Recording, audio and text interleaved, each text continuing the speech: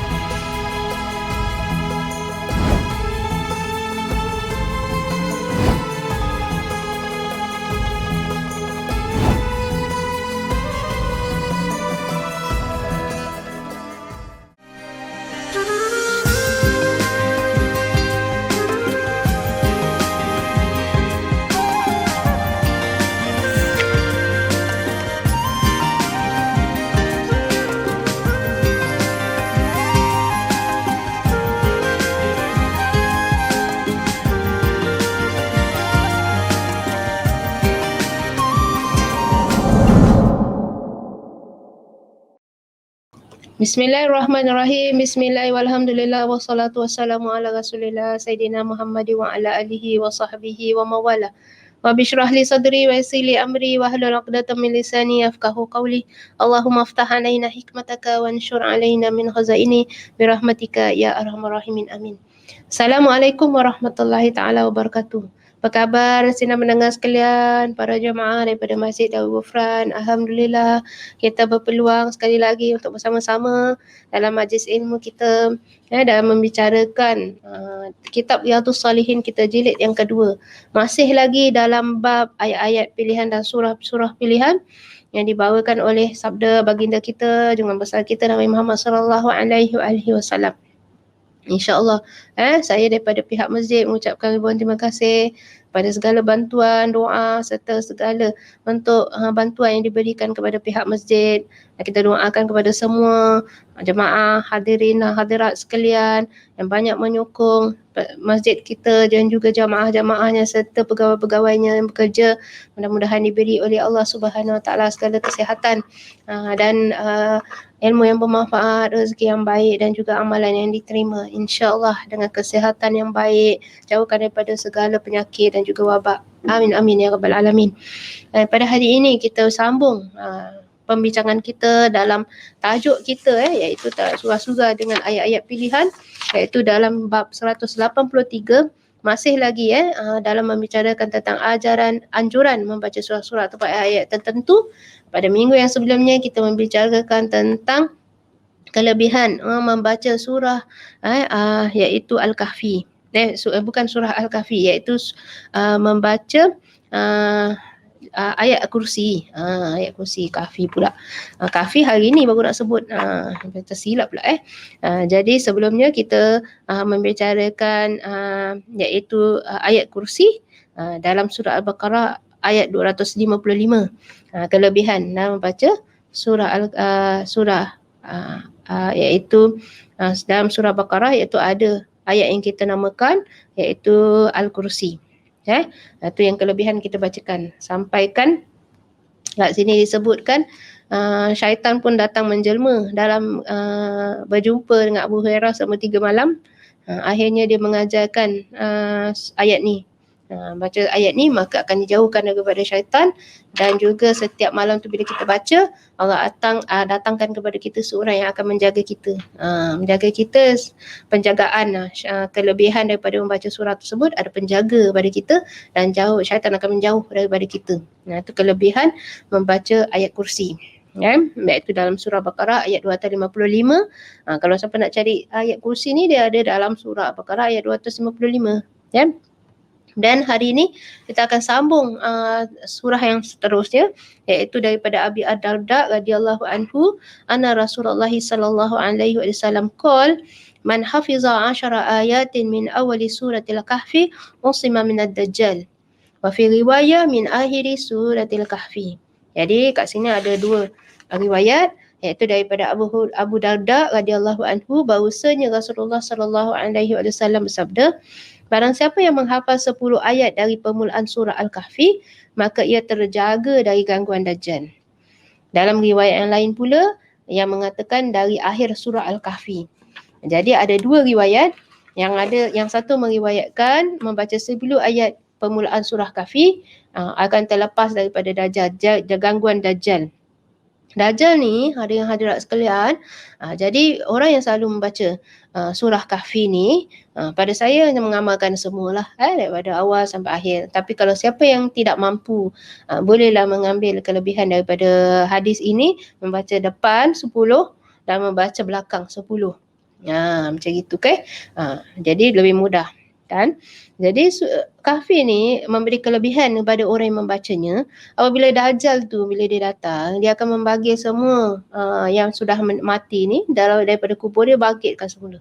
Jadi akan jadi fitnah kepada orang yang masih hidup tu. Jadi kita yang dah mati ni dibangkitkan semula supaya jadi macam Dajjal tu menunjuk kepada mereka yang masih hidup tu bahawa dia adalah Tuhan, boleh membangkitkan orang yang mati. Jadi kita sebagai satu fitnah lah. Ada dekat situ dipanggil bangun. Mereka yang meninggal dekat tanah haram. Jadi Dajjal tak boleh masuk. Selain daripada itu, dia boleh menjadikan kita sebagai bahan fitnah dia. Jadi mereka yang membaca surah Kahfi ni akan terselamat daripada fitnah Dajjal. Jadi kalau awal surah itu seperti Bismillahirrahmanirrahim, Alhamdulillahilladzi anzala ala abdihil kitaba wa lam yaj'al lahu 'iwaja qayyiman liyunzira ba'san shadidan min ladunhu wa yubashshiral mu'minina alladzina ya'maluna as-salihati anna lahum ajran hasana. Sehingga akhir sampai ke akhir surah awal 10 surah ayat terawal dalam surah Kahfi ni, sampailah kepada ayat iz awal fityatu ilal kahfi faqalu rabbana atina min ladunka rahmatan wa hayyi' lana min amrina rasyada. Sampai situ awal 10 ayat awal daripada surah Al-Kahfi. Lagi satu pandangan, iaitu kita mula daripada membacanya di akhir 10 ayat terakhir daripada surah Al-Kahfi, bermula daripada auzubillahi minasyaitanir rajim, alladzina kanat a'yunuhum fi ghita'in an dzikri wa kanu la yastati'una sam'a. Sadaqallahul azim. Jadi ini awal daripada 10 terakhir daripada surah Al-Kahfi. Jadi kedua-duanya ada riwayat. Jadi kalau kita nak kita baca seluruh surah Al-Kahfi itu lagi baik, iaitu dan juga setiap malam Jumaat itu baik untuk kita baca surah Kahfi secara keseluruhannya. Itu sememangnya memang ada dalil yang orang-orang Melayu kita pun ditambah dengan surah Yasin. Tak apa, boleh saja. Baik, siapa-siapa membaca ayat Quran baik. Tapi jangan hanya misalnya dai-dai mesti Yasin saja. Jadi kalau malam Jumaat itu memang ada dalilnya membaca surah Al-Kahfi. Orang baca ayat surah Yasin tu memang kelebihannya banyak juga pasal dia ayat Quran, dan juga salah satu daripada surah yang kita baik baca untuk kita meminta hajat kepada Allah Subhanahu Wa Taala. Di antara juga iaitu selanjutnya kita juga untuk mengelakkan kita daripada fitnah Dajjal ni, sebelum kita habis solat, kita dah habis baca tahiyat akhir kita, fil alamina innaka hamidum majid, digalakkan kita untuk membaca iaitu doa, doa akhir sebelum kita salam, iaitu Allahumma inni a'udzubika min adzabi jahannam wa min adzabil qabri wa min fitnatil mahya wal mamat wa min syarri fitnatil masiihid dajjal, iaitu ya Allah, aku berlindung kepada Engkau dari azab neraka jahanam, dari azab kubur, dari fitnah kehidupan dan kematian, dan dari keburukan fitnah al-masih ad-dajjal. Itu juga kita digalakkan membaca sebelum kita habis, sebelum kita salam. Jadi setelah kita baca tahiyat akhir kita, fil alamina innaka hamidum majid, terus kita baca doa ni. Iaitu apa doanya? Allahumma inni a'udzubika min adzabi jahannam wa min adzabil qabri wa min fitnatil mahya wal mamat wa min syarri fitnatil masiihid dajjal. Baru kita salam. Assalamualaikum warahmatullahi, assalamualaikum warahmatullahi. Kalau awak tak hafal doa ni, apa yang kita boleh buat? Bolehlah kita pergi print, lepas tu kita laminate, kasih keraskan, lepas tu kita taruh kat tepi. Jadi bila kita nak salam, sebelum kita nak salam, kita baca dulu Allahumma inni a'udzubika min adzabi jahannam wa min adzabil qabri wa min fitnatil mahya wal mamat wa min syarri fitnatil masiihid dajjal. Baru kita salam. Assalamualaikum warahmatullahi wabarakatuh. Macam itu. Jadi itu salah satu cara yang kadang kita tak hafalkan, takut salah baca. Jadi kita boleh buat itu. Kemudian dari hadis tadi, pada hadis yang lagi satu dalam bab surah Al-Kahfi ni, dari Ibn Abbas radhiyallahu anhu qala bainama Jibril alaihi salam qa'idun 'inda Nabi sallallahu alaihi wasallam sami'a naqidan min fawqihi farafa'a ra'sahu faqala hadha babun minas sama'i futiha al-yawma wa lam yuftah qattun illa al-yawm fanazala minhu malak faqala hadha malakun nazala ila al-ardi lam yanzil qattun illa al-yawma fasallama wa qala abshir binuraini utitahuma lam yu'tahuma nabiyyun qablah fatihatil kitab wa khawatim suratil baqarah lan taqra'a biharfin minhuma illa u'tiyah, rawahu Muslim. Di sini disebutkan dari Ibn Abbas radhiyallahu anhuma, katanya pada suatu ketika Jibril sedang duduk di sisi Nabi sallallahu alaihi wasallam lalu mendengar suara, iaitu pintu terbuka di atasnya. Tengok pintu terbuka di atasnya. Jadi pada suatu ketika ketika Jibril sedang duduk bersama dengan Nabi, kemudian terdengar pintu langit itu terbuka. Kemudian mengangkat kepalanya dan berkata, ini adalah pintu dari langit yang dibuka pada hari ini dan tidak pernah sama sekali dibuka melainkan pada hari ini. Jadi ini perkara yang tidak pernah terjadi sebelumnya. Jadi kata malaikat Jibril, ini adalah pintu dari langit yang dibuka pada hari ini dan tidak pernah sama sekali dibuka melainkan pada hari ini. Kemudian turunlah dari pintu tadi seorang malaikat. Lalu Jibril berkata, ini adalah malaikat yang turun ke bumi dan tidak pernah turun sama sekali melainkan pada hari ini. Malaikat Jibril ni malaikat yang tak pernah turun. Melainkan hari ini je dia turun. Pasal dia nak bawa berita ni. Nak bawa ayat ni. Nak bawa pengetahuan kepada Nabi. Ini adalah malaikat yang turun ke bumi yang tidak pernah turun sama sekali melainkan hari ini. Malaikat yang baru turun itu lalu memberi salam dan berkata, bergembiralah hai Muhammad dengan dua cahaya yang dikaruniakan kepada Tuhan dan tidak pernah dikurniakan kepada Nabi sesiapa pun sebelum Tuhan. Jadi berbahagialah, satu kabar gembira.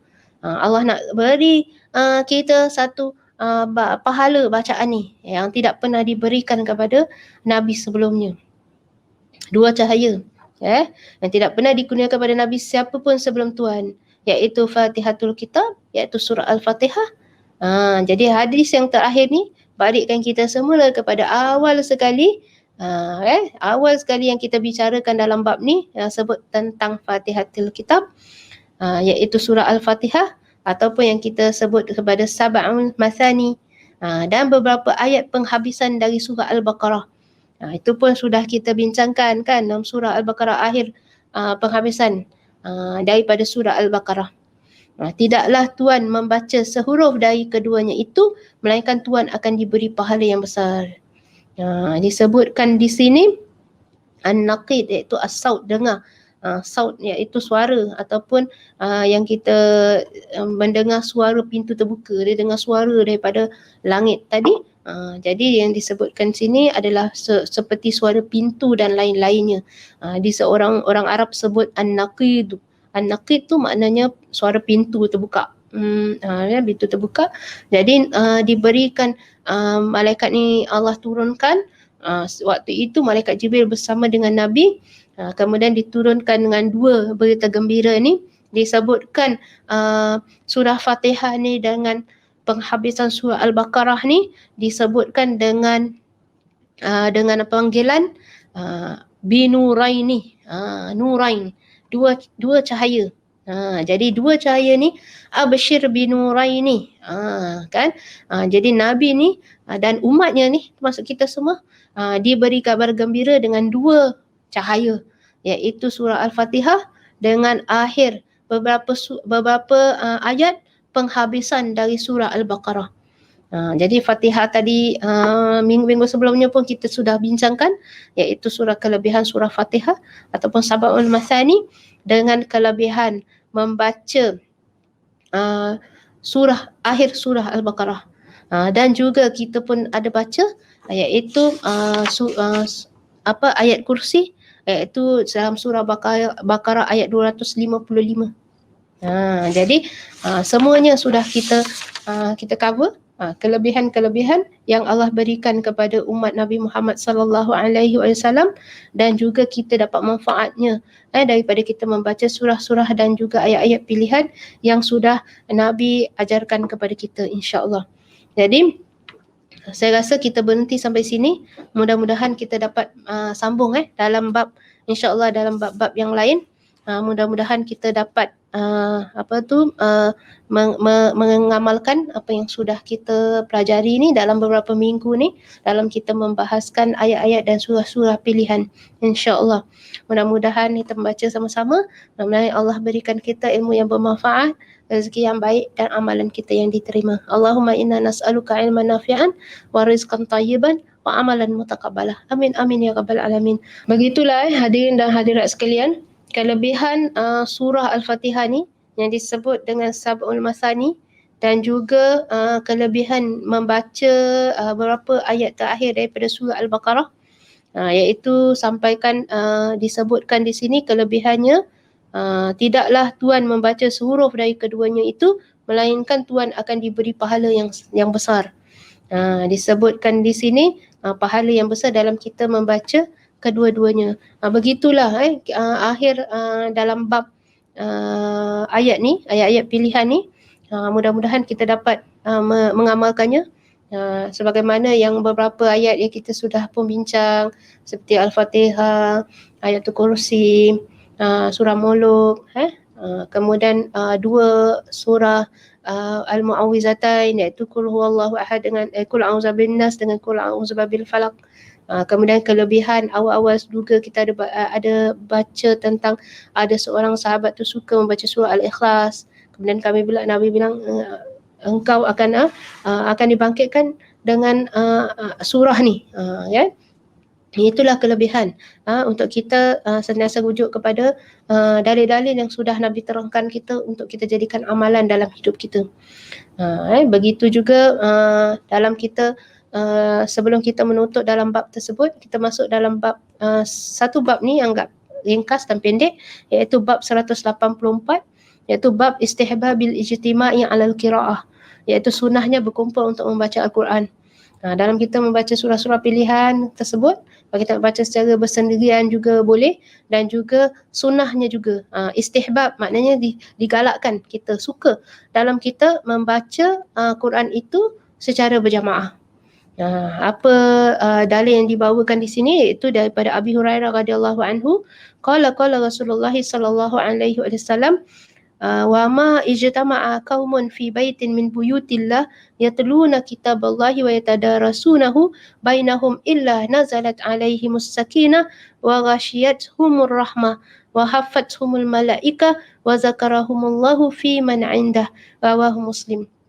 Dari Abu Hurairah radhiyallahu anhu katanya, Rasulullah sallallahu alaihi wasallam bersabda, tiada suatu kaum pun yang sama berkumpul dalam salah satu rumah dari rumah-rumah Allah, yakni masjid, sambil membaca kitabullah dan saling bertadarus di antara mereka itu, iaitu berganti-gantian membacanya, melainkan turunlah ketenangan di atas mereka serta mereka akan diliputi oleh kerahmatan dan diliputi oleh para malaikat, dan Allah menyebut-nyebut mereka itu kepada makhluk-makhluk yang ada di sisinya, yakni para malaikat. Ya.